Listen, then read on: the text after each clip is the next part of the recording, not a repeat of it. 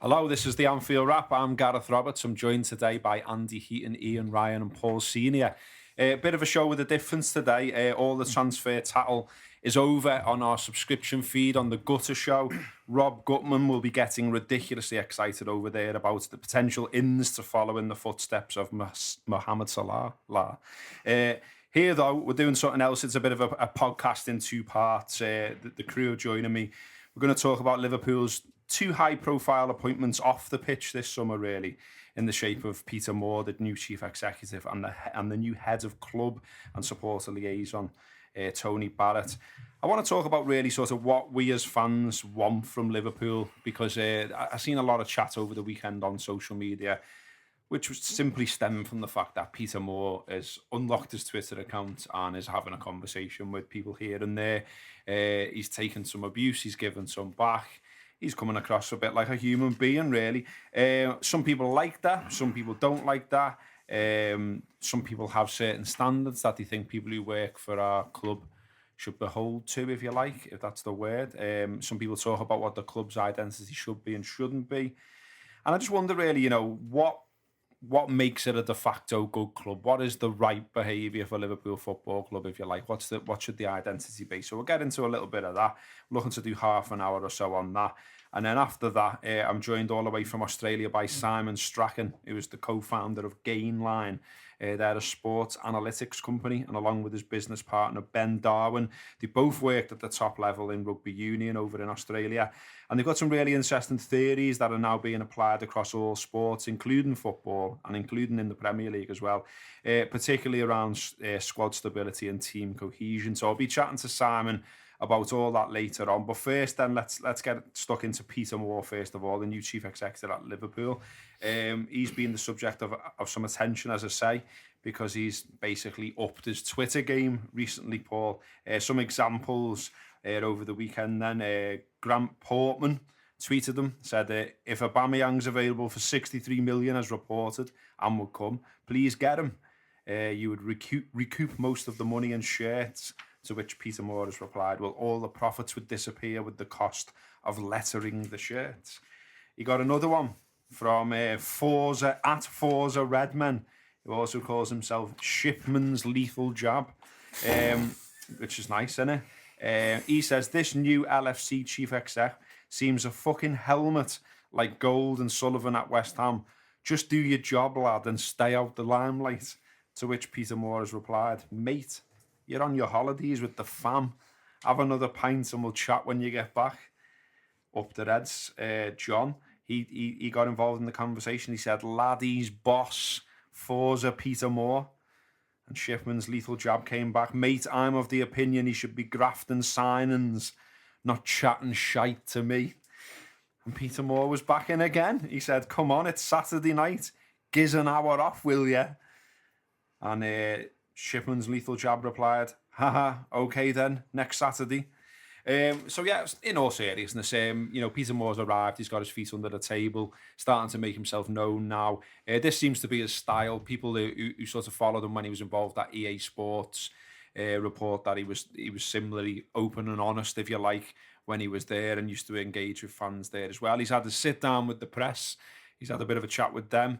He's also exchanged emails with us at one point. We are trying to get him on, hopefully one day. So, Peter, if you're listening, get that sorted. But in general, he's trying to provide that image, isn't he, Paul? Open, honest, accessible, all that type of thing. And, how do you feel about that as a Liverpool fan? Yeah, I think we're guilty as a fan base for sort of contradicting ourselves sometimes. People are saying about Michael Edwards, the man that doesn't speak. We've got a fella there who's, the polar opposite, I suppose, who's, you didn't have V&A or you have any engagement with the club, and this seems to be something that they may be conscious of. So they've got a CEO now who's engaging with fans, and that's what some people want. I'm not one to be bothered either way, really. If he wants to have a laugh on Twitter with fans and seem like an accessible human being, then so be it. I said on Twitter over the weekend, I can see him getting Jen Changed, being here a couple of minutes, because he'll say something he might regret, and that's more to do with how hypersensitive I feel like we can be sometimes as a fan base. Peter Moore could say one thing which is completely innocent and have it turned into a million different things. And So, tweets are stories now as well, aren't they? I mean, whether we like that or absolutely. not, tweet someone with a high-profile job at a football club. If you, as you say, you could tweet one thing and it could really easily turn into a story. I mean, I haven't looked, but I would guess that these tweets we're talking about have probably been a story about, ooh, look at him, he's all wacky and this sort of thing. Because that's now a thing, that newspapers, media organisation report tweets, which I find mad, Yeah. because I'm a bit of a traditionalist, but That's maybe the it's a only thing. line they get, Yeah. and I suppose if you want to be constantly up to date what the chief executive of Liverpool's up to, you're probably not going. You might get an hour with him once a year, but actually, his Twitter's, by the looks of things, going to be quite live. So in the days where newspapers need clicks, then the likes of the Daily Mail or the Metro, who just put them very quick there and now happening stories out. They're bound to make column inches on that sort of thing. But for me, you can't have it both ways. Do you know what I mean? I do fear for him in a little bit, and he might have to learn a harsh lesson by being so engaging. But at the same time, I think it's nice to see that it's a human being. I always thought Ian Ayre took a bit of unfair stick. I met Ian Ayre a few times and in the job, and he had no problem going out for a pint in Liverpool. And I think he'd probably have had it levelled at him that he never did that sort of thing. You wouldn't see Ian Ayre on Castle Street or in Lark Lane or whatever in Liverpool, but he did. And every time I ever seen him, he'd have a 2-minute conversation with you about the club. He'd never overly engage. He'd stay within the sort of expected parameters. But that's fine for me. He didn't shrug me off as a sort of, I'm not talking to you, I'm the CEO of Liverpool. He was happy to engage with someone who was interested. I mean, so some people, Ian Ayre did rub them up the wrong way. I think that's worth saying. I mean, it goes back to maybe the point we said before about you can't win either way, but there was the careful what you wish for line around the tickets and that sort of thing seemed to rub a lot of people up the wrong way, and the way he sort of wheeled himself out to talk about that and the tone he took, I think with hindsight has got to be judged as a mistake, because they got the temperature wrong obviously over those tickets, and that's why people ended up walking out against Sunderland back then. So I mean, how do you think the new fella started, Peter Moore, and what do you want from him as a fan? How much do you want to hear from him? How accessible should he be? What makes you happy? I think, Rob, it's a really interesting topic right now, because obviously, Peter Moore's been in his job, maybe a month or two. We've already touched on, we're going to speak about Tony Barrett as well. I think he was yet to start. And both those appointments are interesting. I mean, Peter Moore's a local lad. He's obviously from the area, massive Liverpool fan. He was going to a game, in the late 50s when Shanks was in charge. And I don't think these appointments have been made by kind of, by coincidence, that they've gone out and looked for guys who can potentially relate to supporters. I think the fact that Peter Moore's so happy to get involved, I see that as a good thing, because we've spoken about Michael Edwards on the show and the fact that he's this mystical character. No one knows what he sounds like. All of a sudden, you've got a guy who's willing to engage, willing to get involved, willing to give a little bit of stick back, and I'm all right with that. If people got a little bit, kind of funny about it at the weekend when they were happy to distribute that, and when he come back with a few little comments, he didn't like it. I'd rather have a guy like that who's willing to get involved and show a little bit than some guy who you never heard about, you never see. I think it's good that he's in the city. Maybe you could argue that maybe he should be based at Anfield, but he's in Liverpool, and I think that's a great start. So broadly speaking, I'm okay with it. And listen, there's a long time to go. In terms of how good is he at his job, we don't know yet. In terms of what that role looks like, I think it's interesting that there was a clear kind of definition or kind of, almost line in the sand between what was Ian Ayre's role and what Peter Moore's role is. So Ian Ayre was very much involved in transfer activity, negotiations. From the outside looking in early on, doesn't look like Peter Moore will be actively involved in transfer negotiations. That might change. Big money signings are happening. I'm sure the CEO gets involved to a point, but in terms of doing that negotiation, I don't think he's going to be playing a massive role in it. I think that'll be left to Michael Edwards, but I do think obviously it'll be on his radar and he'll certainly play a part, but I don't think it'll be quite intrinsically linked to say Ian Ayre was. So I think it's going to be interesting, but I think some of the other things to think about are the things that some of the contributors raised today on the YouTube clip about what will his first role be. So it could well be things like what happens to the Anfield Road. You know, do we suddenly start to, does that piece of work kick on? You know, Craig mentioned something the other day about maybe looking at staging more games, more youth games at Anfield. And again, that's a really interesting one because, you know, we're talking about trying to get local supporters engaged and make the team more accessible. And that's something that's probably fallen away over the last kind of, you know, number of years. So far, so good, but it's very early stages. Do you know what you got us to come across here? Do you know when we're saying like you can't win? You're saying about him needing to be in Liverpool when we were talking before we even knew who the new CEO was going to be, and we were talking about how Billy Hogan's down in London, and we didn't think that was quite right. He's in the Chapel Street office in Liverpool 1, you know, the central office, literally right by our office here. Yeah. And now people are going, well, you should be in Anfield. So what happens next? Like, is it a little bit like, well, you should be in an office facing a pitch? Well, you know, I think what by the halfway, you can't win. Yeah, there's a thing with it, I think, Andy, and I think this is one of the reasons that we get this almost a clash, and this is what Liverpool have got to work on for me, is that there's a feeling that, or there has been a feeling in the past, and this is what they've got to work on to change, that, you know, it's our club, and us as fans, we go, well, no, it's our club. And you look at it and you go, well, why are you secretive about what you're doing over there to our club? Or you know, FSG, John Henry, whatever you want, whoever's got these top jobs, all you're doing is holding keys for a few months and years. You're not the club. We're the club. And that's where the problem comes from, I think. And that's why they have got to engage with fans. And I think it's fair enough that, you know, the club come in for loads of criticism all the time, from us as well. But I thought it was a good thing that they went out and engaged with fans. You know, I think it was 10,000 questionnaires went out. There was 40 odd fans that they spoke to in depth. This was a third party as well. It wasn't Liverpool themselves carrying out the research. And the results came back, and the results were, no, you're not engaging enough or well enough with fans. And the response to that has been, okay, maybe not Peter Moore and how he's reacting. I think that's more of a personal thing, and that's his choice to do what he's doing. But certainly with the appointment of Tony Barrett to his supporter liaison role, that is a big step. That is a big move. That's something that's been called for on the down low for quite a while. I don't think it's made headlines, but there's certainly fans been mentioning it, that they don't do that well enough. So it does look like they're attempting to change that relationship between club and fans. I can go either way on it, if I'm being perfectly honest. I mean, on the Peter Moore stuff, just briefly my take on that. I'm sound when I'm doing it, not really my cup of tea. But if you're going to do it, he's going to realise pretty quick that it's easy doing it when the sun's shining. But when you have a bad run, what happens then? On the populist consultation, I have a view, and I'm happy for people to disagree, is that after the ticket thing last year, the club were determined to dismantle the existing supporter engagement model, which was the committee. And my thoughts around that in particular is that they thought that it was dominated by Spirit Shankly. And by diversifying that, off the back of this survey and consultation, it kind of gives them more and more layers. I mean, I actually think there's too many committees now.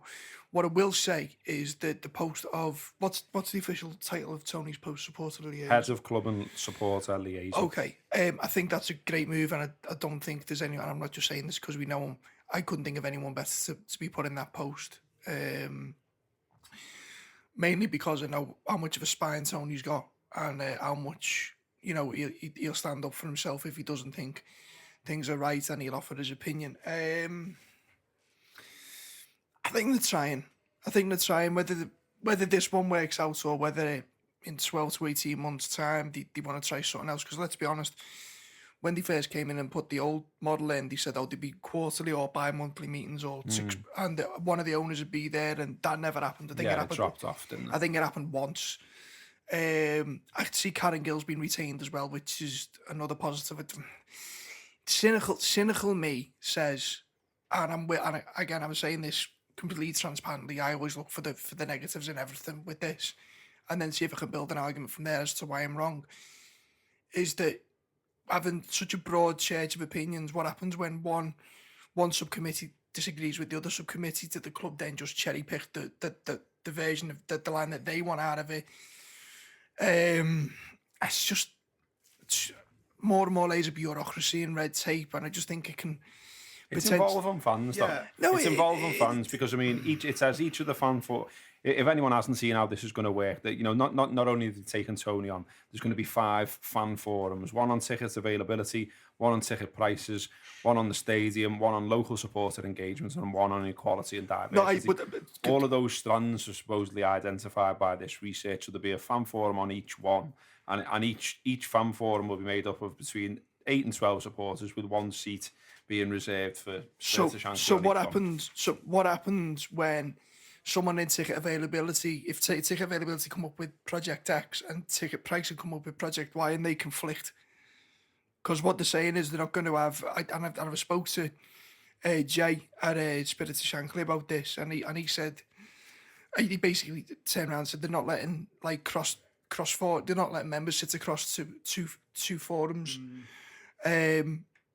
And then they just reported the way they report in. There could be there's room there for conflict and contradictions. That's all. Look, it's me. I'm happy to take the cynical view on all this, but I think it's a bold move, and I think they need support and engagements. Whether this is the best way forward, I don't know, but I think Tony's been the appointment's been is a triumph. I think they have to do something. I mean, I think, and I take Andy's point. Listen, maybe it works, maybe it doesn't, but they didn't have to do this. This research by I think it was Populous who went out and did the research. It was over a period of 9 months, so they've not taken it lightly. They've then gone and appointed someone like Tony, and he said, no doubt, he's got a spine. He's not someone who's going to roll over and have a they know what he's like. You know what I mean? He's a you could, if you're going to pick a voice for the fans, he'd be someone you'd look to and go, it's a perfect fit. And I remember going back to the Sunderland game when we all kind of debated about whether to walk out that day, and I remember going to the match with my half and walking in the ground and thinking, I don't know what I'm going to do here. I've got no idea. And as it approached kind of, the 60-minute, 70-minute mark, it felt like the right thing to do. And the pair of us walked out. I think if someone like Tony was in place then, that doesn't happen. It probably doesn't get to that situation that it got to. You should never have to walk out of a football match for that reason. So whilst I will sometimes bash FSG over the head around things like maybe taking shortcuts on transfers and not doing enough to put the club back to where they should be, I think at this moment in time, I'm happy to kind of applaud them and say, actually, this looks to be on the face of it going in the right direction, where there is more of a fan's voice in terms of the structure. I think at some point Liverpool are going to go out and actively kind of, encourage applications for those 8 or 12 seats on each group is I believe how it's going to work. Take Andy's point, I think Spirit Shankly and Spine Cop are going to sit on there as well. And some of those 5 areas they're all really, really important areas. So, things like ticket prices and, ticket availability is always going to be of massive importance, as is the stadium. What happens with the Anfield Road? Robert, you've done stuff on safe standing. What does that look like? At some point, can we incorporate that at Anfield? It's a sensitive subject. It's not an easy one to broach, but I think there's an appetite out there. So does that come on the agenda at some point? I go back to Craig's point earlier about maybe hosting games, youth games, under 23 games, under 18 games at Anfield. Don't know whether it's doable because they're a new pitch, but I think it's something that needs to be looked at to try and capture some of that youth engagement piece, get young fans interested. I took my nephew to the under 23 game, Liverpool beat Spurs last year. Finished 3-2. He didn't care it wasn't the first team. He wasn't interested. He just wanted to go to Anfield. Yeah. He loved it. Wanted to go and sit in the cop, watch footballers play in red, trying to score goals, sing songs, just feel like he was involved. It's so important to capture people who are at that age now, so you don't lose them. So I think there's loads of stuff that Peter and Tony need to work on. And as I say, at this moment in time, we've just got to kind of give them a bit of time. I know that obviously they're kind of involving fans as much as they can. And the fact that they've set up these forums, I see at this moment in time only is a good thing. Yeah, I mean, loads of it's difficult. I think it's worth saying that everything we've talked about it before on shows, particularly around tickets. Like, whatever you do, however you divvy up tickets, if you like, whatever system you put in place for tickets, someone somewhere isn't happy about it. You get some fans that come on, to our various platforms and they'll say things like, "Well, just get rid of season tickets," and I'll read that and I'll go, "Well, hang on. It took me from 1995 to 2011 being on the waiting list." Why is it always fellas who haven't got season tickets who want to get rid of season tickets? Do you know what I mean? And so no one else was going to say it. But this is what I mean. There's always a clash of, well, there's this group who want this and there's this group who want this, and well, I'm not bothered about that. Well, I am, and there's so many Liverpool fans. It's hard to meaningfully engage with them really. I mean, and I think I'm with the line that's been said around the table there of it's credit to them that they're even having a go, because they could just put the wall up and go, well, we're running the club. You know what tough. though, my fear with this is that at the minute it's very easy to go, well, Fenway, they point the finger at them. My fear in this, and again, it's probably my paranoia, is that you have these forums and then you can just point to when something goes wrong, or they make an unpopular decision or something like that, and go, well, we spoke to you about this. This is what the fans forum said. Don't look at us. Don't look at us. I think it just gives them an out, is what I'm saying. I'd like to know, and sort of from a commercial, behind the scenes point of view, is how ring fenced is Tony's job. Because essentially how this works and how any form of employment works is you answer to your employer. If this was me and I was the club, I had to set up an independent sort of commission that they paid or they had a budget for, and that there was stakeholders that sat on a board of maybe that commission, and that represented then that reported back to the club, I should say, so that Tony doesn't have to ever feel like, am I stepping out of line here, or where there is serious discontent between the supporters on ticketing or whatever that may be, that he doesn't have to fear giving the answer. And I understand what we're saying, that Tony's got a spine and stuff like that. That's fine, but that doesn't feed your kids. Do you know what I mean? One of my fears, and I've always said, I don't think the CEO, I don't think being from Liverpool helps be a CEO of Liverpool Football Club. To beat you within some and I think to a certain degree that, whether he likes it or not, and whether he can put up with it, I've no doubt he can. But Tony as well, because he's from Liverpool and he's so visible, and people know who he is. Do they then become, if things start going bad, do they then become lightning rods? Because unfortunately that does happen quite a bit. And then what protections are there in there for him and for the pair of them? I mean, even culturally, we were talking about Peter Moore before. It's very much, while it might not be an English thing to have a CEO engaging on social media, that it's very Californian, that. And you just wonder what other cultures he's going to bring in that might seem a little bit, not weird, but different. Because you look at these big CEOs of big companies in America, they're always at it. But again, though, both Peter and Tony know.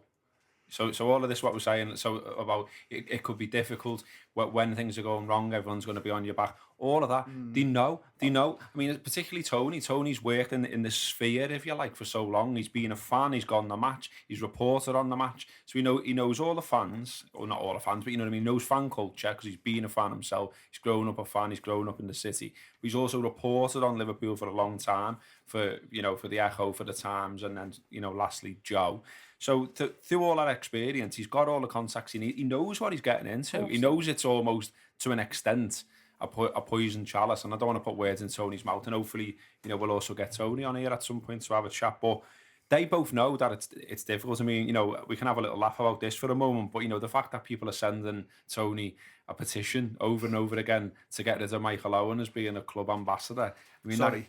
but who's asked? I mean, that's I don't like Michael Owen either. I'm not a big fan of him, but I think in terms of in-tray and what's at the top, it's not getting rid of Michael Owen as a club ambassador first on your list. You know what I mean? No, I think what we underestimate as fans as well is that there's pressures in any job.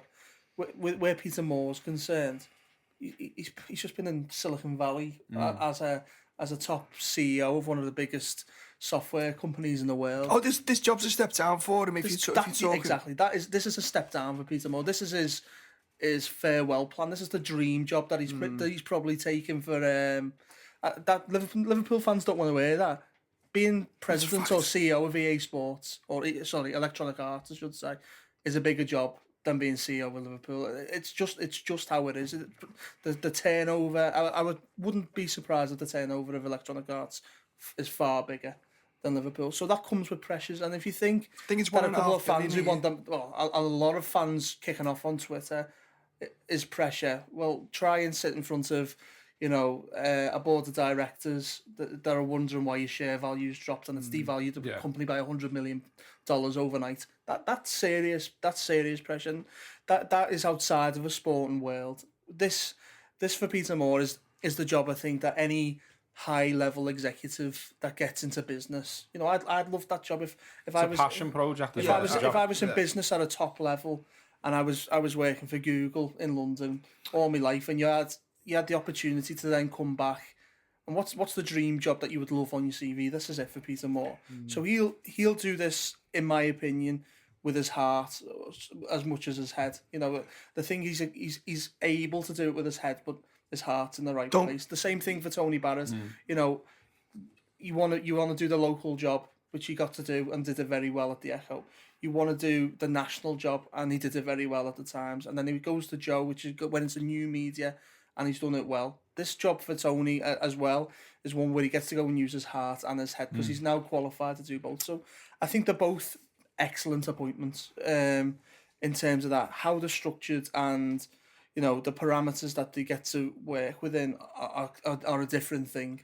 You wouldn't imagine. I mean, I take Robbo's point there. I think both will only be too aware of how pressured this is, and I don't think both needed the role either. We've talked about in terms of probably money and maybe even profile, they've probably taken a little bit of a step down. I think both will expect that there'll have to be some pushback. Tony will know sometimes, and Paul's right.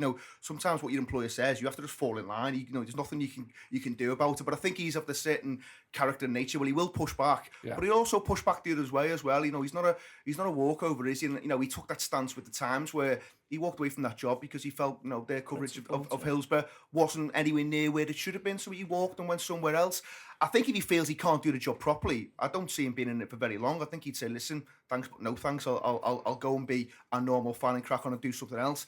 And I feel probably the same with Peter Moore. I see Andy's point that sometimes being Scouts could go against you.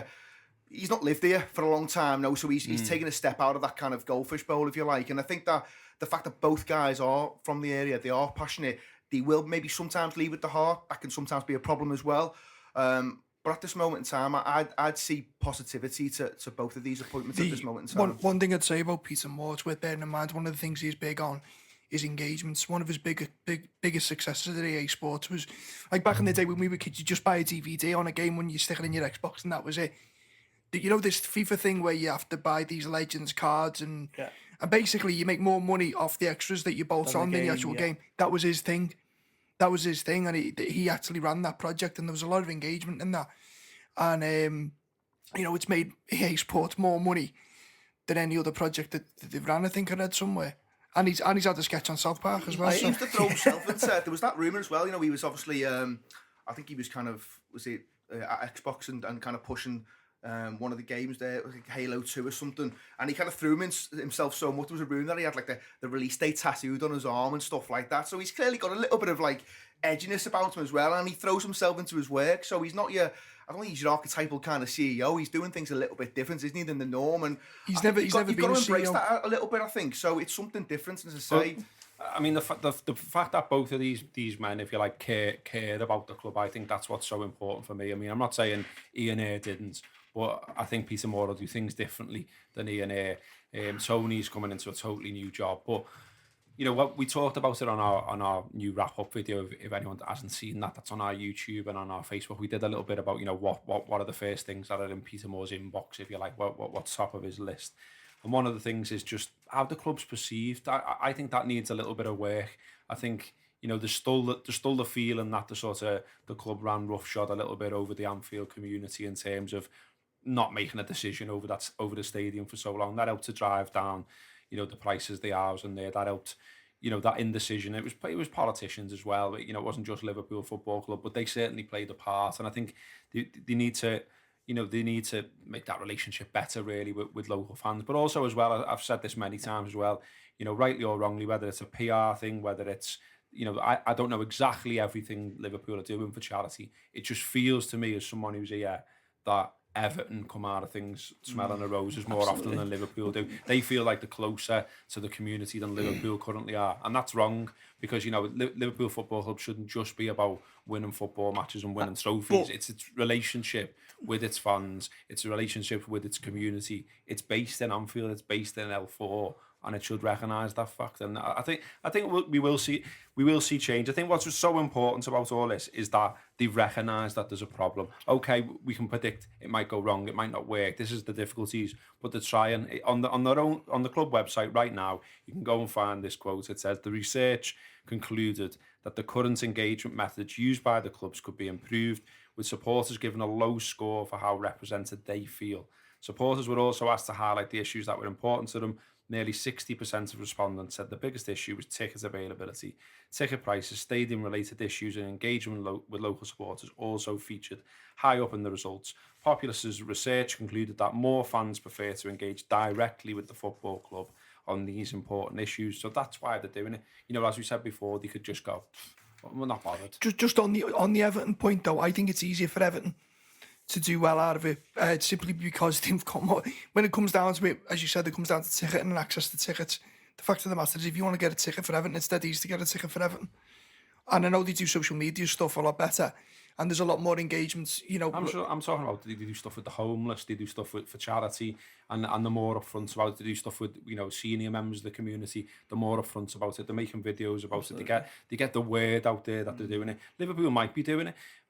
Liverpool are doing some things. In fact, a lot of the stuff they keep quiet. Yeah, they don't big themselves up over it. I mean, for instance, there was the Red Neighbours scheme. And the Red Neighbours scheme, for those that don't know, is the idea that, neighbouring schools, Anfield schools, they help some of those kids who ordinarily wouldn't be able to get into the game, couldn't afford the tickets. They get them in there for nothing. They give them the experience to go on a match. I'm sure most people would say I'm right behind the idea of that.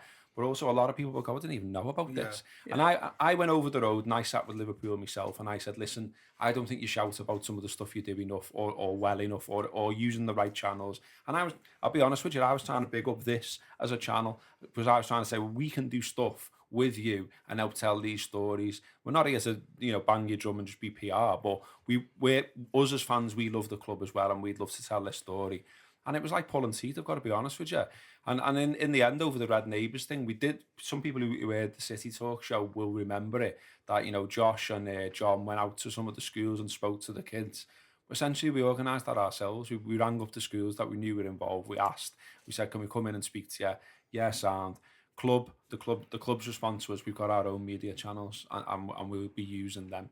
And it's little attitudes like that I think need to be challenged because not all other football clubs are that way. Man City, for instance, and I know they've got the money, the resource and everything else, but they've got a brilliant relationship with the community they operate in. And just little things that might sound stupid, like, they'll help plug fans' websites and things like that. You get the feeling that Liverpool wouldn't be bang up for stuff like that. And I think... you need, when you've got some leadership at the top that says, right, we want to start doing things this way. We want our fans to like us. We want our fans to feel like they're involved. That's a huge step forward. And it kind of feels like that's what they're doing. But it's the balance, though, isn't it? I mean, give you a specific example on that. When me and you spoke to Lucas and it went down really well, and everyone at the club was happy with it and thought that, and the player was happy with it. And then we find out, a couple of weeks ago, there was a message that come up from London up to Anfield saying, well, why weren't LFC TV doing this? Almost as if, they should do it. And then, but the answer back from the team who helped us out was, well, he just wouldn't know. We talk about he wanted to speak to fans. He wanted to speak to fans, and it wouldn't have worked. It wouldn't have worked that way. But there's always that balance. Do you know what I mean? Where business, and then where business might not necessarily agree with what might be ultimately for the best. We said on me and Andy did AFQ football on tour player last week, and we were saying, one of the questions was around how would Rafa have performed under FSG, and it got into a sort of wider discussion. And I think what came out of that was, we're not necessarily still in a place as a fan base, even though FSG have been here quite a while now, that we're still quite burned from the Hicks and Gillette thing, and we're cynics, and that puts the club in a difficult position for me, where they're in everything scrutinised, everything. And I mean, I came into the show and I said, off air before we started that I felt that when the club goes on tour, that they're much more accessible to the fans out there than what they are domestically, and that's my issue. You know, I've brought this up on Twitter a few times, and it'll do me head in again this summer when they're in Hong Kong or Shanghai or wherever they're going, and that you'll see a load of the fans out there getting selfies and, you know, autographs or whatever off players. Now the players' entrance is under a big roller shutters and you can't get anywhere. There's a select group of, I don't know how they do that, but there's a select group of fans that can get near the players for a quick photo, but not the 55,000 people outside on the street. You can't get near them. So, and that's me being cynical about. It's that wall. Well, that's literally a wall, isn't it? Yes. It's when you feel like there's a wall. It's a security thing. Literally or metaphorically between, you know, you and the club. That's where the problem. But I've been going the game for I've been going the game for 25 years. I lived in West Derby where our training ground is, and could I ever get near the players? Have I ever been able to get near the players? No, and I don't try and do it now as an adult. but as a kid, you know what I mean? That's the sort of thing you want. And what about the bins, Paul? You know, I mentioned off air as well that I felt like you can't even watch training on the wheelie bins outside Melwood anymore because there's a big shield. And I personally thought that was a good thing the club has done. And that's going to go, you know, because the training ground's moving and stuff. And I've got no doubt that Kirby will become absolutely bulletproof for security. Yeah, I mean, some blades were spoiling it for others. Right? Yeah, I mean, absolutely. There's people who were getting things signed and then immediately selling them on, you know, eBay or whatever, and essentially using it as a business. And I think when that was happening, the club thought, well, we've got to knock that on the head. You know, the things with standing on the bins and watching the training. You know, I think most people will go, you know, what's wrong with that? There's no problem there. And, you know, there's that fantastic pitch from years ago where Shankly's taking training and there's a load of kids sitting on the wall and all that sort of thing. Well, even Brenton a couple of years ago when you had the banner over the Melwood wall. But then people started putting the team on the internet. Yeah. And it's like, you know, if you're putting the team on the internet every week, it's not helping Liverpool win football matches, it's giving your hand away to the other team. And so they've gone, well, we don't want that to happen. So how are we going to stop that from happening? We'll put the screens up and we'll tell people to get down from the walls. And, you know, so, you know, society's changed and all that. I think the, you know, the summing up really, we could go on forever on this one, but the summing up is that it's hard, all this, and it's difficult, and fair play to Liverpool for sort of at least having a go, and let's see where it ends up. The second part of this show then, as I said earlier on, I sat down for 40 minutes, more 40 minutes actually, and had a chat with Simon Strachan about his statistical system, which is now being sort of adopted in Premier League football. He's from Gainline. Have a listen to this, let us know what you think, let us know what you think about the show in general. Please rate us and review us on both iTunes and Facebook. And yeah, listen out, more Anfield Wrap stuff soon. We're speaking to Simon Strachan, who's from Gainline Analytics, which sounds all very posh. Basically, Simon's a rugby coach, and he works with Ben Darwin, who was a former rugby player. And the pair of them between them have come up with something called Cohesion Analytics, which has been having a bit of an influence on sport, including the Premier League and including football. If you go along to their website, there's some really interesting videos on there. It's www.gainline.biz. And basically the reason I decided to get Simon on the phone and have a chat is a couple of Anfield Wrap subscribers actually got in touch with us and they'd heard Simon and Ben speaking elsewhere, and they just thought it was really interesting and something a little bit different. And, you know, having watched those videos and read up a little bit on Gainline Analytics, I think it's interesting too. So we've got you on, Simon. So yeah, start at the start if you would, please, Simon. You know, tell us about Cohesion Analytics and tell us about how Gainline come about and, you know, the story of it really. All right, yeah, I will do. Thank you, Gareth, and thank you very much for having me on. It started about 4 years ago when Ben Darwin, my co-founder, he pretty well retired from decided to retire from his job as a professional rugby coach and analyst. It's pretty hard work working in professional sport, if anyone's had that experience. So Ben actually started his career as a professional rugby player. So he played for the ACT Brumbies here in Australia in Super Rugby and played for the Wallabies. And all that time, he actually played in the last sort of golden era of Australian rugby when Australia could actually beat the All Blacks more times than not. But in that time, he would honestly stand on the pitch and say, individually, we are not better players than the New Zealanders, but there was something about the Australian team that enabled them to win, and that stuck with him over a long period of time, and it went with him with his coaching and his analytics. And when he retired, he started a database, the idea of starting a business, and he started putting together a database of every professional rugby league and rugby union player in the planet. And the idea being that if a team wanted to source a player, they could basically come to the database, identify a player, all the biodata, where they're playing,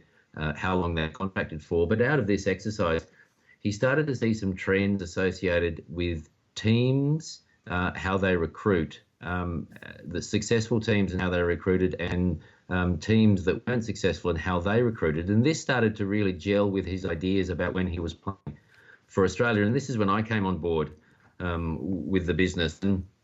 And from there, we really started to look to identify what were good teams doing, or what were successful teams doing around how they were recruiting, and what were the factors behind it. And that's where we got sort of the third member in, a fellow named Pat Ferguson. And Pat has an economics background. He's currently now doing a PhD at Harvard, so he's a very cluey individual.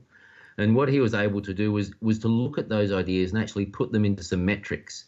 And what we were able to do is essentially put this idea together and put it into some algorithms and start to measure what we call cohesion. So the way teams recruited, and this was certain aspects around the interrelationships of teams, so we could measure the players' histories. And there's lots of different criteria that go into this, but to put it very simply, we measured players' playing histories within the team and outside of the team. And by doing that, we came up with this metric called TWI, or Teamwork Index, and that measures what we call the cohesion, or the interrelationship between the players. It's not a psychological number. It's an objective figure about basically how much players have played together and how little they have played together. And what we found is that had a very strong linear correlation to success. So the higher the cohesion, the more successful teams, and the lower the cohesion, vice versa. But TWI is a really good indicator of long-term success. So teams that had high cohesion for a high period of time were successful over a high period of time, and likewise the other way around. So from that, we started to look at teams, look at different sporting competitions, and that gave us sort of a background of what cohesion analytics is about. So that was a couple of years ago, and from there we've been able to really build upon that, and to the point now where we can use the basis of TWI to actually look down to a game-by-game scenario and look at, from a cohesion standpoint, how teams are performing sort of day-to-day, week-to-week, season-to-season, and across seasons, to really understand what the driver for success is going forward. So that's sort of a brief 2-minute summation of the last 4 years. Yeah, I mean, it's really interesting from a sort of a football fan's perspective, which I am, because I think so much of the culture around football, certainly at Premier League level, certainly in terms of Liverpool, is that much of the supporter base feels the answer to achieving success is always going by a better player. I mean, we're literally speaking to you here, and Liverpool have broken the club transfer record last night to sign Mo Salah, for around 39 million it seems, and that. The fans are excited about that. I'm excited about that. I now can't wait to see that player. And yet maybe what goes amiss and perhaps fits in more with what you're saying is that, the team that he'll be walking into, if you like, or the squad that he'll be joining, is a team that's just finished fourth in the Premier League, is a team that won 76 points. And so it is therefore a team that was getting quite a lot right.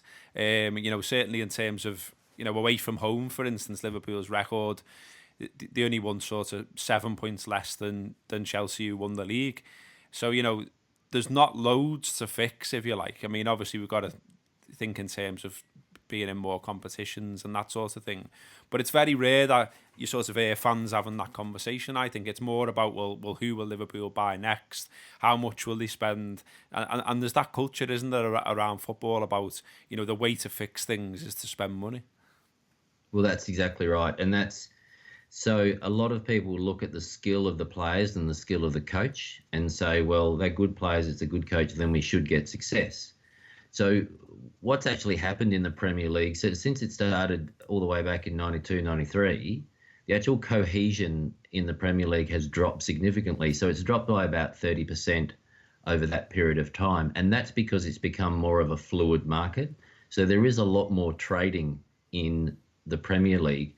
And because of that lot more trading, the actual perception of performance is a lot different to what it was back at the beginning of the Premier League. So when players move around, you cannot necessarily gauge the quality of the player now because of the change of the cohesion levels in the Premier League.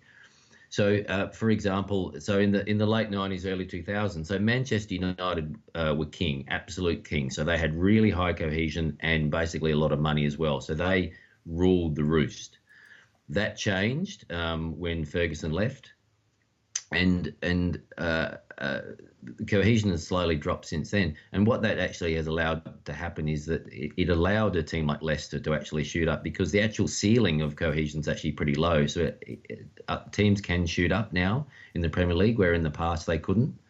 But it comes back to this whole idea that skill is the driver of performance. And what our work is slowly showing is that it is not as a significant driver of performance as what people think. And that's the thing about when people look at their team and say, we've signed X, Y, Z, therefore we should go well.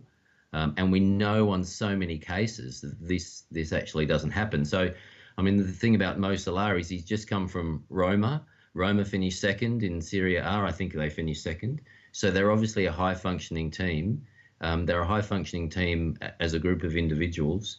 What we find is the skill of a player is as much of a function of the players around them as the individual themselves. So he's going to come to Liverpool. He has to learn the relationships around. All the evidence suggests that his performance is going to drop. And we see that across all sports. We see that across business as well, that when people move, their performance drops. And so this is the important thing now, is the perception of how Mo Salah is going to go and how they incorporate into the team going forward.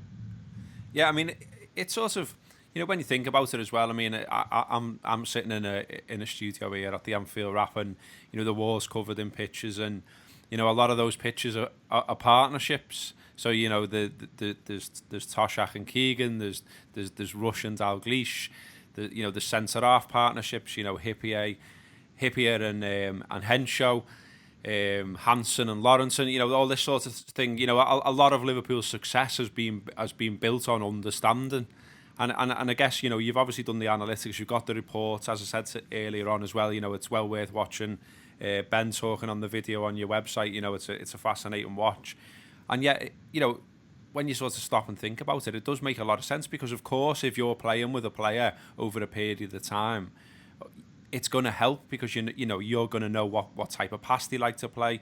They're going to know what run. You're going to know what runs your teammate wants you to make. And you talk about teams gelling, don't you? And about partnerships clicking and all that sort of thing. And if you do go out and buy sort of 7, 8, 9, first team players in one summer, then it sort of makes sense that you're not going to hit the ground running in August, because those players are going to have to get to know each other, aren't they? Well, that's exactly right. And I mean, the best example in the Premier League for us is the class of 92. So back when you think of the class of 92 and what they became.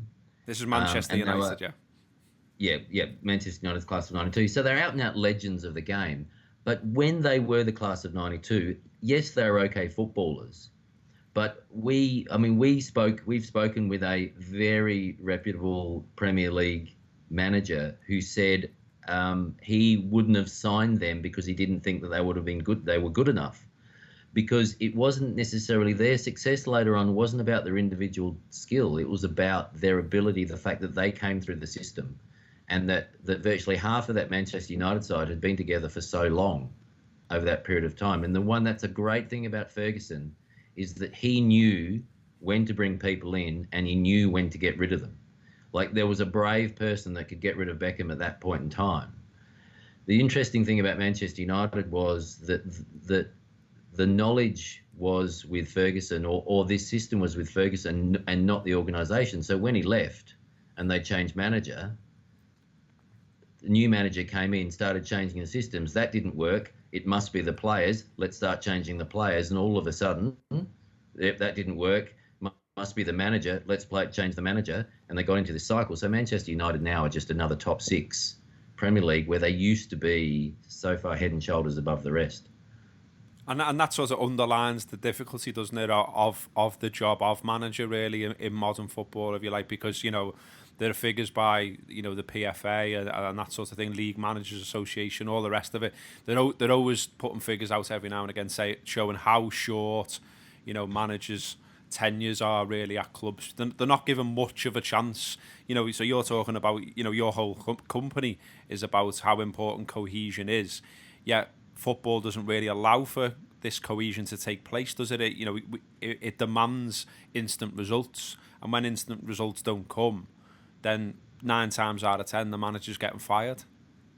That's exactly right. So I mean, 2 years ago, the average manager tenure in the Championship was 0.86 of a year. In the Premiership, I think, was 1.22 years. Now that both of those have gone up slightly over the last couple of years, but it's just an indication of the drive of skill over team, for skill over cohesion for success. But there's another factor at play here. So it's not necessarily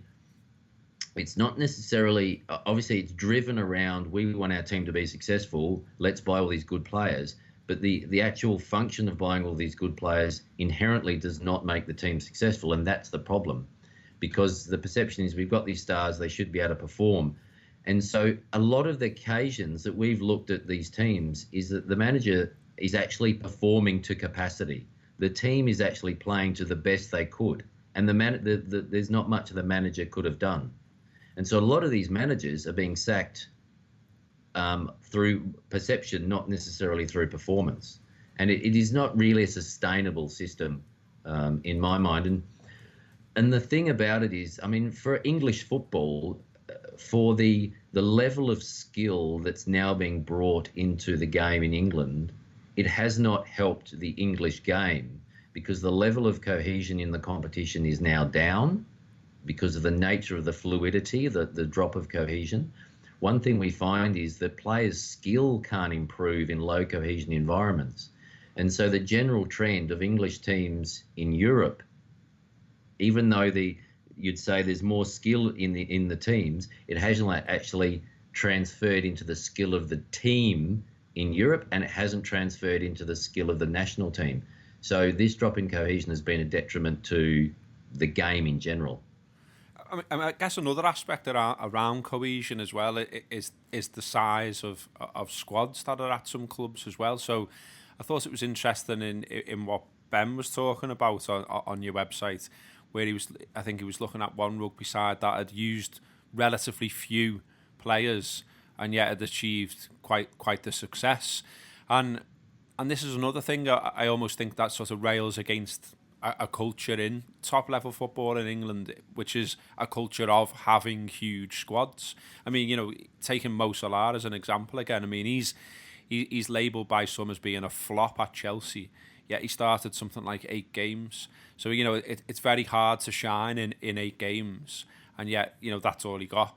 And then he was moved on, to Fiorentina, and then he's revived his career in Italy and eventually come back. But, you know, that the huge squad culture, the constant buy-in culture, you know, having these squads packed full of stars, that can't help either, can it, with cohesion? Because I guess when those players are out there on the pitch, they feel that pressure that, you know, I've got to perform today. And perhaps when they're feeling that pressure, they can't maybe play the natural game. And that's true, and that's obviously a driver, especially in competitions where the teams have, there's no salary cap, they're private owners, so there is this drive for success. And we know that the manager's tenure is so short, relatively short, that there is not necessarily what can I do now to enhance the prospects for next season, or in 18 months, let's plan towards that. It is, what am I going to do in the next 3 games so I don't get the sack? And unfortunately, that is one of the drivers that creates this scenario of this constant churn of players, this constant churn at the various transfer windows, because there isn't this long-term sustainable look to how to develop teams. So a team like Southampton and a team like Bournemouth, when they came up with this long-term philosophy. But unfortunately, you get to this tipping point where you've said, right, we've had this success, now we've got to take the next step. And if they get to the point where they then start the churn and start buying in players, and then it doesn't, and they basically fall into that spiral. So Simon, I mean, tell us a little bit more about Gainline as well, if you would. So I mean, I think we can get a grasp of what your general points are around cohesion, and anyone who hasn't got it so far, again, visit the website, watch those videos there. But if someone was to approach yourselves, I mean, how does it work? What, when you're working with clients, what is it you're doing with them? How can you help them win? What is the basis of your business? So the base of our business is really to optimize cohesion in teams, and one of our first steps we have to do is actually break through that assumption around what is the driver of success, around is it skill or is it cohesion. And so part of that is to be able to sit down with a team and actually explain how cohesion works, how it functions, and use a lot of the data we have to actually explain to them, and whether or not that's examples about themselves or other teams in their competition, etc. And we basically take them through the process of what cohesion is, how it impacts, and with all our various sort of benchmark studies.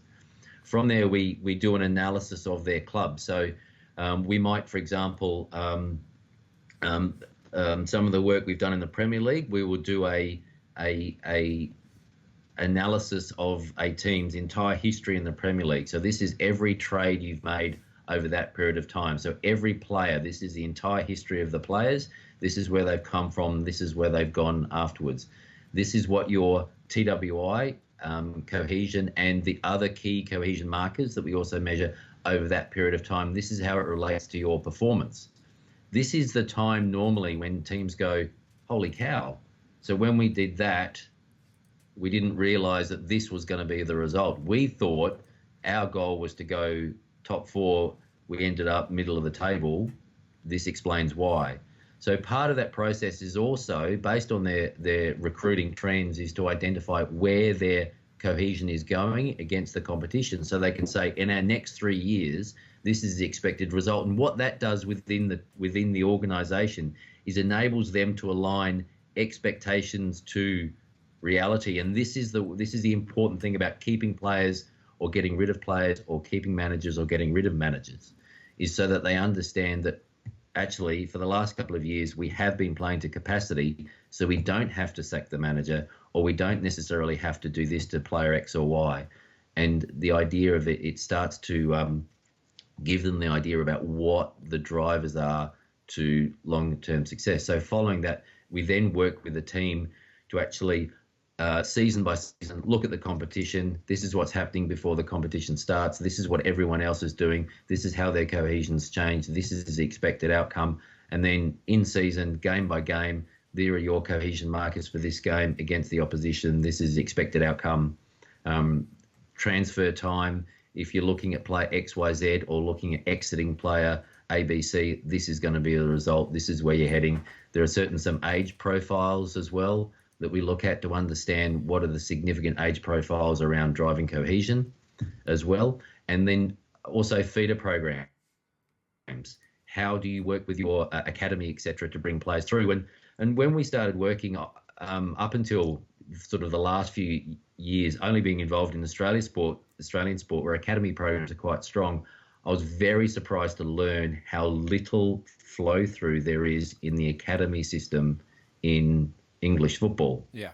And that was a big surprise for me.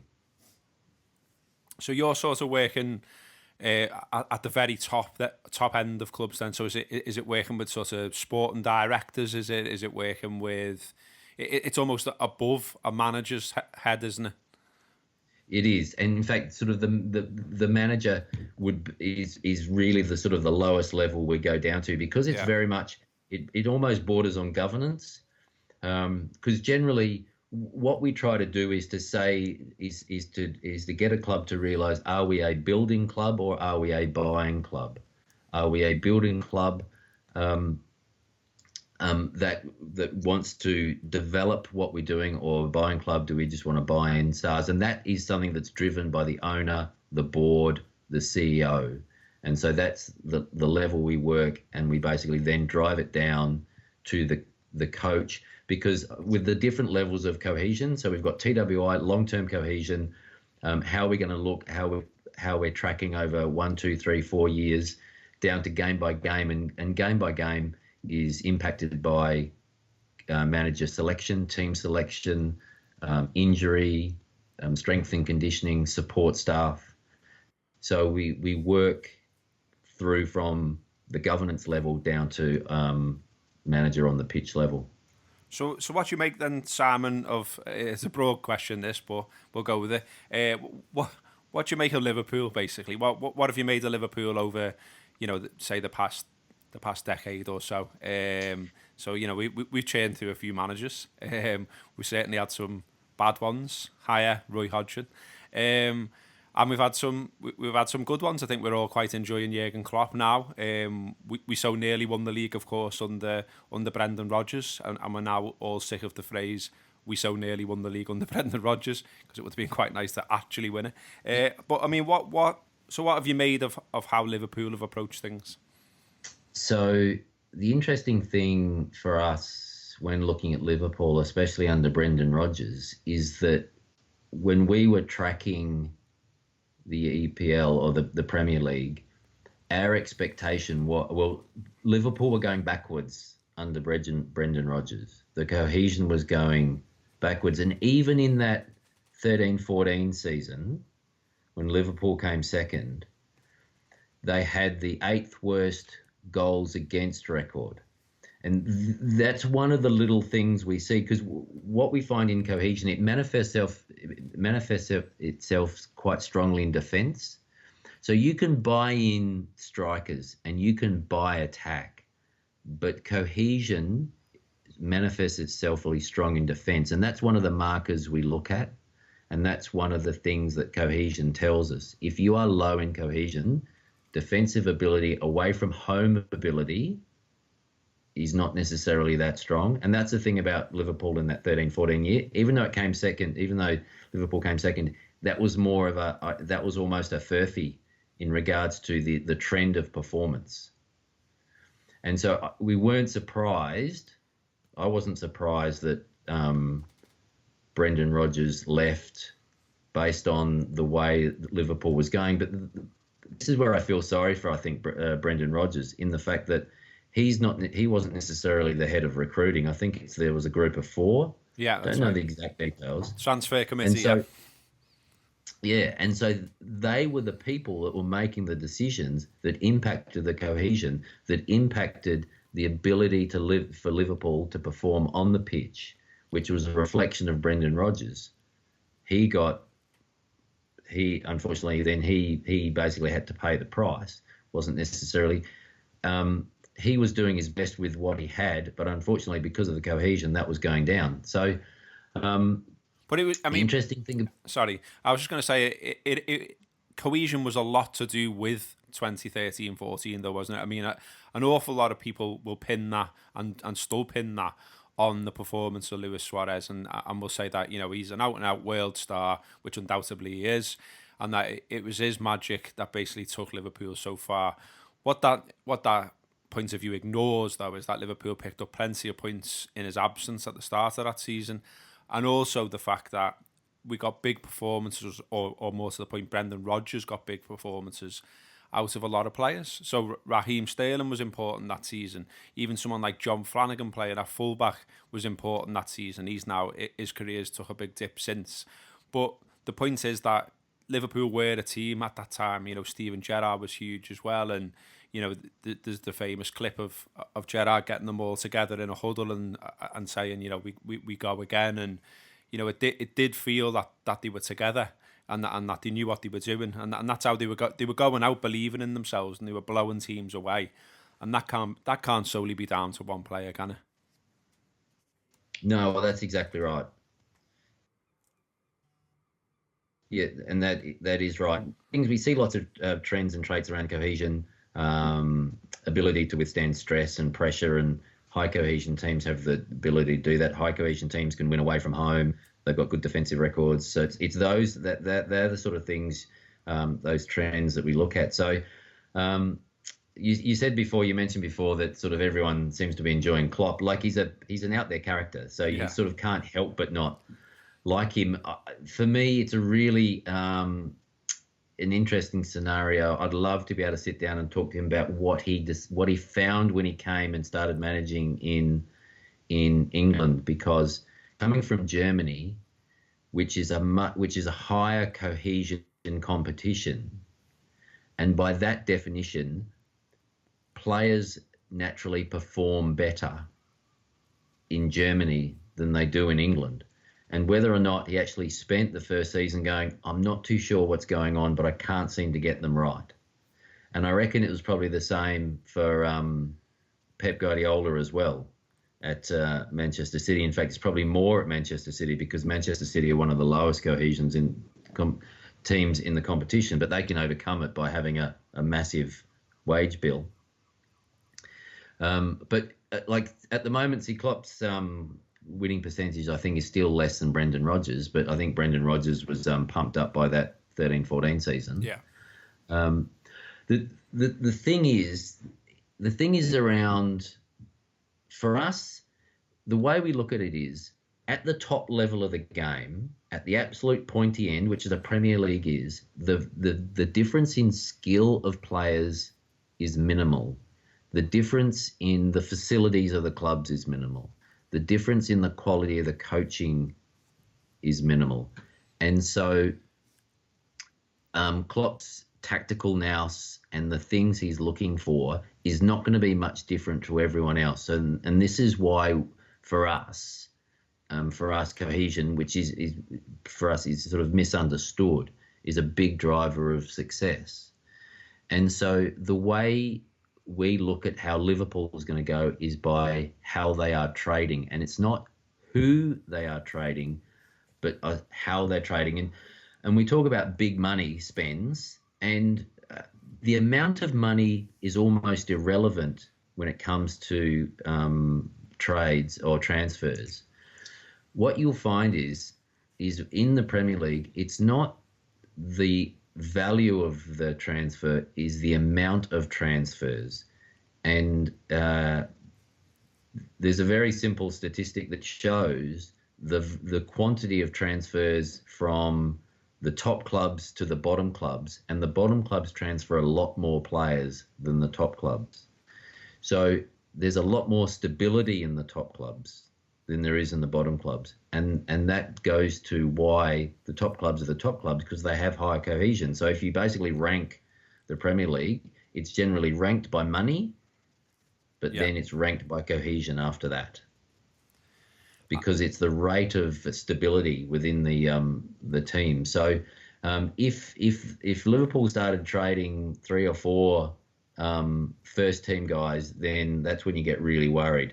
But if you're starting to bring 1 or 2 in, that's probably okay. And the other really critical thing to think about is their position. Because what we talk about is, position's really important because of the interrelationship. So the interrelationship between, say, a goalie and a striker is pretty minimal, but the interrelationship between midfielders is a lot higher. And so they're sort of, again, the other things you would look at in regards to trades and on what they're choosing to trade. So if you bring a couple of new guys into the midfield or into the back four, then it's going to take time. Even though they may be a great defender, it still takes time. Is this where it sort of gets important as well in terms of profiling the players that you're going to go out and buy as well? So I think a lot of supporters' conversations at times can be quite crude in terms of we'll literally look at a player and say, well, he's knocked in 25 in France, so let's get him in. He's fast and he can score goals. He can do that for Liverpool. But, there's more than that signals what type of person they are on. So did he do it away from home? How often are they injured? Have they ever had any trouble with managers? Have they fell out with the teammates?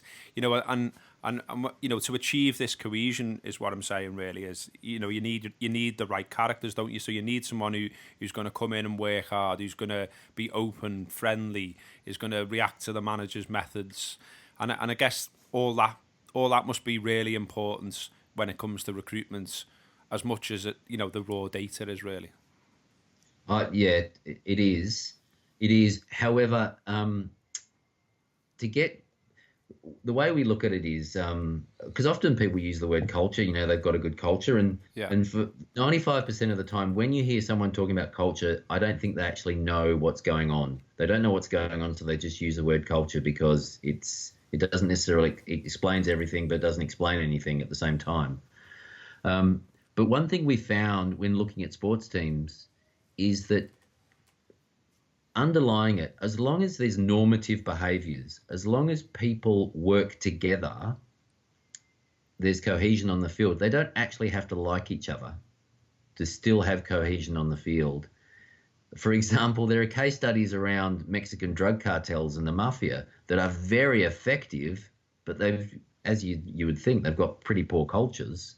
There was a team, an AFL, Australian Football League team here in Australia in the early mid-2000s that were a very successful team over a 15-year period, but it turned out half of the people had a meth problem, which was a poor culture, but they're actually very successful on the field because they all were sort of heading in the same direction. So it's really interesting dynamic around the difference between culture and a team working together. Ideally, you want people with good character. There's no doubt about it, because a lot of the evidence is suggesting if you have a person with a good character and an average skill, you can always upskill them, but it's very difficult to change someone's character. It's much easier to change the skill of a person than it is the character of a person. Yeah, and I mean that does seem to me, just sort of from looking on the outside in, that that's what Liverpool are trying to do. I think with the players they sign, and I mean, perhaps they can go out and buy stars in inverted commas, but some of these stars might not want to stick around at Liverpool for very long. They might be quite mercenary. They might they might not want to immerse themselves in Liverpool. They might just be looking at it as a payday, really. So all that's surely got to sort of come into it, really, when they're recruiting players, I guess. Yeah, and we find again, a lot of the evidence shows that the hardest move for a professional sportsman is their first move from their first team away, but then after that it gets considerably easier. So the more moves they've done, the easier it is for them to move on. And so that's another factor that we see around recruiting specific players is their movement history really impacts their future movements as well. And there's a general rule that it takes 3 years for a person to reach their peak performance once they've moved. It changes in sport, it changes across sports, and it changes in position. So if you've got a guy who's moving around, who's been to a few clubs, and he knows he's only going to stay for 18 months, that's not enough time for them to reach their actual personal capacity within the team. So you never actually, they'll never reach their peak performance because they don't have an opportunity to spend the time with the players around them.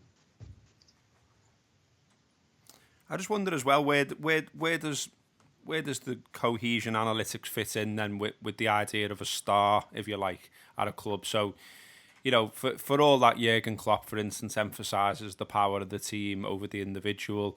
He's turned on journalists in press conferences and said that he doesn't want to discuss individuals on a number of occasions. He wants to talk about the performance of the team.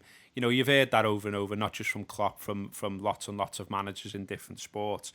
And yet, nevertheless, despite Klopp saying that, the data that around the wages that all Liverpool's players are paid says something else. Really tells a different story. So we know from what's being reported in the media that Philippe Coutinho is Liverpool's best paid player right now, and so whether you want to put everyone on the same level and talk about the team or not, looking at the wages, the wages appear to say he's our star player, he's the best player, he's the player that the manager most wanted to hang on to. And, he went out of his way to say there's no release clause, we won't be selling him to Barcelona this summer, all that sort of thing. So how does Cohesion analytics fit into the idea of having a star? I mean, there's the famous quote as well from Bill Shankly, who said a football team's like a piano. You need 8 men to carry it and 3 who can play the damn thing. So for a long, long time, there's the idea of a team, and we get that. There's the idea of cohesion, which is what yourself specialises in. But there's also the idea of star players. So if there is a star player and they've got their job to do within the team, and people understand what that job is, then there's no reason why it doesn't work. When the issue arises is when you have your star player in the team and another star player arrives in the team. That's when you start to have some of these problems.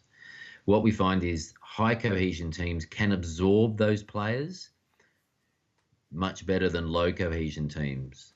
So when you have a low cohesion team and you've got a number of star players, what's happening is that there's this shift of power in that one person wants the rest of the team to play to the way they play, where the other person wants the team to play to the way they play.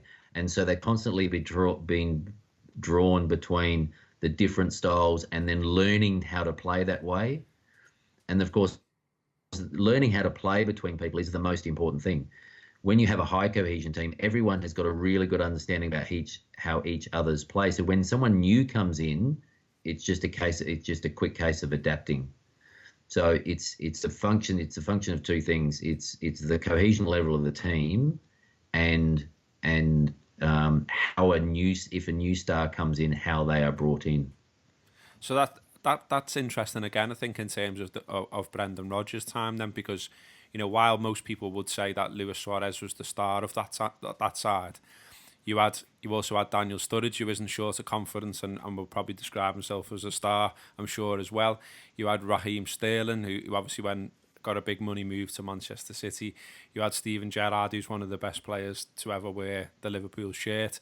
So it's surely credit then to Rodgers that he was able to get the cohesion between all of those players. He was able to get a system that suited all of those players, that got Daniel Sturridge returning good numbers in terms of goals. It got the best out of Suarez, because I think this goes amiss in this conversation that Suarez did play under Kenny Dalglish and seemed to just hit the woodwork all the time, and yet all of a sudden he went up a lot of levels under Brendan Rodgers, and he's in fact described him since as one of the best managers he's ever worked for.